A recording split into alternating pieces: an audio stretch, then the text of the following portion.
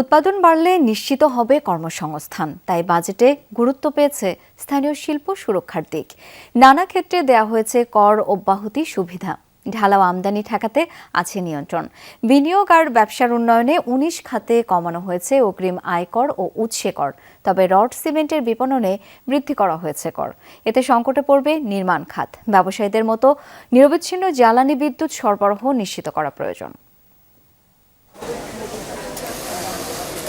অর্থনীতির চাকা ঘোরাতে লাগে কারখানা, আর কারখানা তৈরিতে প্রয়োজন বিনিয়োগ। বাস্তবতা হচ্ছে গেল কয়েক বছর ধরে সেই বিনিয়োগেই নেই সুবাতাস।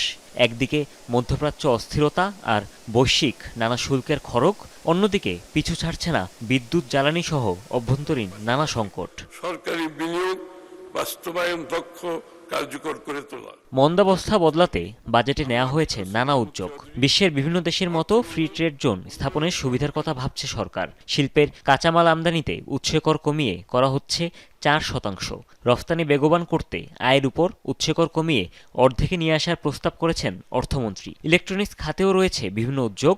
স্থানীয় মোবাইল উৎপাদনে 22 কাঁচামাল আমদানিতে উৎসে কর কমিয়ে 1% করতে চায় সরকার। টিভি, ফ্রিজ, কম্পিউটার উৎপাদনেও থাকছে কর অব্যাহতি। রপ্তানি বহুমুখীকরণের লক্ষ্যে আর্থিক খাতকে ব্যাংক গ্যারান্টির বিপরীতে শুল্কমুক্ত পণ্য খালাস সুবিধা প্রদান করা হয়েছে। তরুণ আর নারীদের জন্য রয়েছে সুখবর। এসএমইতে 50 লাখ ও নারী উদ্যোক্তাদের জন্য 70 লাখ টাকা পর্যন্ত টার্নওভার ট্যাক্স করমুক্তের প্রস্তাব দিয়েছেন অর্থমন্ত্রী। তবে রড উৎপাদন ও বিপণন পর্যায়ে কর বৃদ্ধি করা হচ্ছে, বাড়বে সিমেন্টের দামও। এর প্রভাব পড়বে নির্মাণ খাতে। স্বাস্থ্যের কথা চিন্তা করে সিগারেট আর অ্যালকোহলের দাম বৃদ্ধির সিদ্ধান্তও নেওয়া হয়েছে এবারের প্রস্তাবিত বাজেটে। এসএমই উদ্যোক্তাদের 50 লাখ টাকা পর্যন্ত টার্নওভার এবং নারী প্রতিবন্ধী উদ্যোক্তাদের 70 লাখ টাকা পর্যন্ত টার্নওভার হতে অর্জিত আয় করমুক্ত করার প্রস্তাব করছি।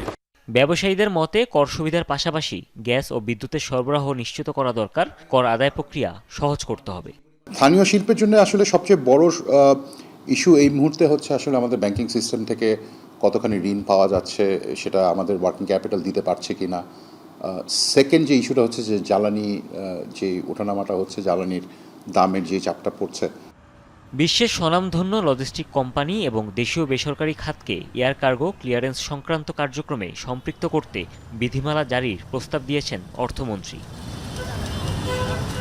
বাজেটে নতুন কর আরোপ বা কর কমানোর সিদ্ধান্ত নিয়ে বিতর্ক থাকতেই পারে, কিন্তু ব্যবসার জন্য সবচেয়ে বেশি প্রয়োজন এমন একটি পরিবেশ যাতে আগামী 2-3 বছরে কী ধরনের নীতি আসছে সে সম্পর্কে একটি সুস্পষ্ট ধারণা পাওয়া যায়।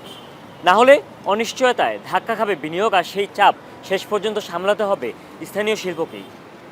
হুমায়ুন রশিদ, যমুনা নিউজ, ঢাকা।